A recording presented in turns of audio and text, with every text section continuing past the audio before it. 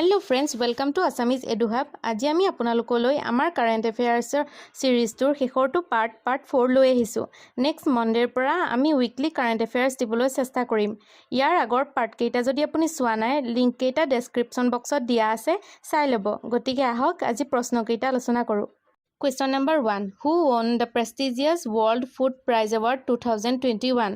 2021 বৰ্ষৰ World Food Prize Award কোনে লাভ কৰিছে? ইয়াৰ উত্তৰটো হৈছে doctor Shakuntala Haraksingh Thilsted. Question number 2. Which day is celebrated as International Nurse Day?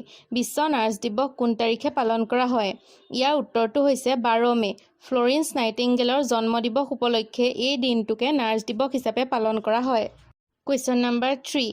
Jerusalem is a sacred place for which religion? কোন ধৰ্মৰ বাবে জেৰুসালেম চহৰখন এখন পবিত্ৰ চহৰ?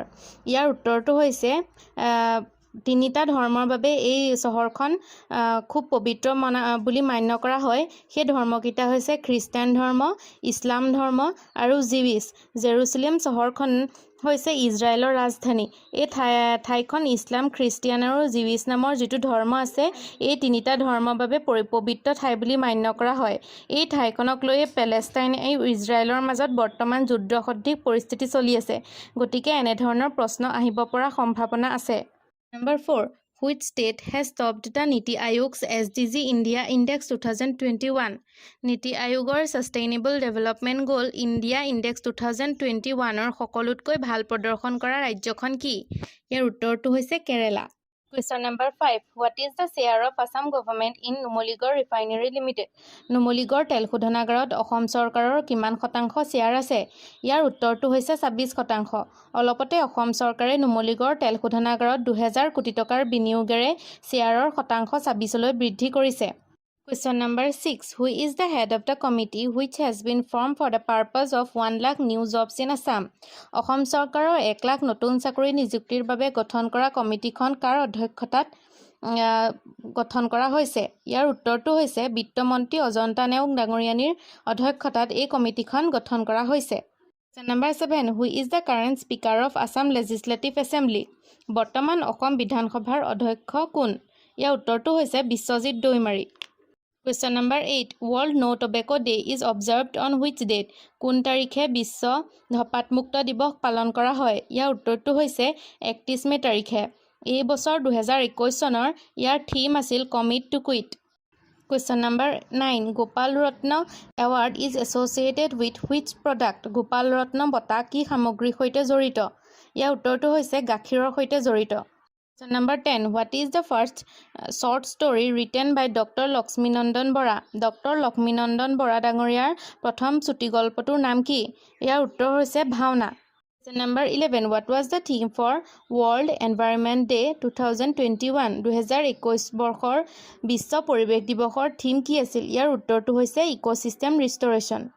Question number 12. According to Assam Economic Survey 2019-20, what is the percentage of contribution of agriculture sector to Assam economy?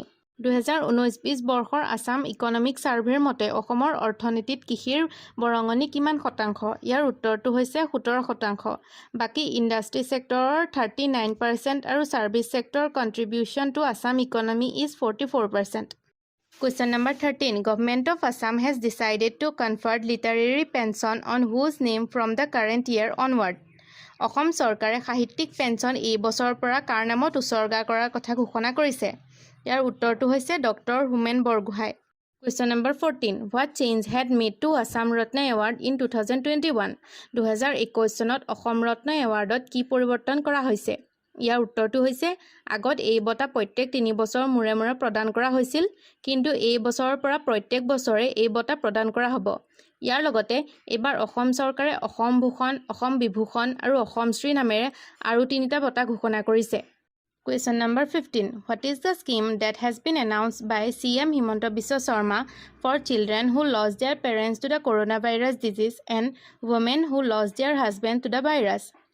Corona virus বা কোভিড-19ত পিতৃ-মাতৃক হেৰুওৱা শিশুসকল আৰু স্বামীক হেৰুওৱা মহিলাসকলৰ বাবে মুখ্যমন্ত্ৰী ডক্টৰ হিমন্ত বিশ্ব শৰ্মা দেৱে মুকলি কৰা আঁচনিখনৰ কি? ইয়াৰ উত্তৰটো হৈছে শিশু সেৱা আঁচনি। এই 15টা প্ৰশ্নৰে আজিৰ কাৰেণ্ট এফেয়াৰ্ছটো সামৰিছোঁ।